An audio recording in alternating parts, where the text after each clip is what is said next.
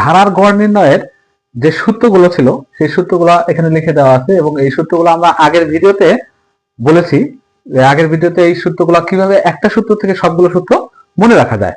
এখন আমরা এই সূত্রগুলো ব্যবহার করে কিছু সমস্যার সমাধান করব। আজকে এই ভিডিওতে আমরা একটা সমস্যার সমাধান করব, সেটা হচ্ছে 1 থেকে 49 পর্যন্ত ক্রমিক সংখ্যাগুলোর গড় কত। তো 1 থেকে 49 পর্যন্ত ক্রমিক সংখ্যাগুলোর গড় আমরা নির্ণয় করব। তো তাহলে দেখেন, ক্রমিক স্বাভাবিক সংখ্যা গড় নির্ণয়ের সূত্রটা হচ্ছে n into n plus 1/2। n plus 1/2 হচ্ছে গড় নির্ণয়ের সূত্র।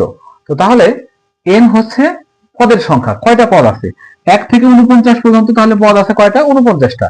তাহলে আমরা কি লিখতে পারি, আমাদের সূত্রটা যদি অ্যাপ্লাই করি n প্লাস 1/2, তার মানে n এর মান হচ্ছে 49 প্লাস 1/2, অর্থাৎ হয়ে যাচ্ছে কত, 50/2 মানে হচ্ছে 25। সঠিক উত্তরটা পেয়ে যাচ্ছে আমরা 25।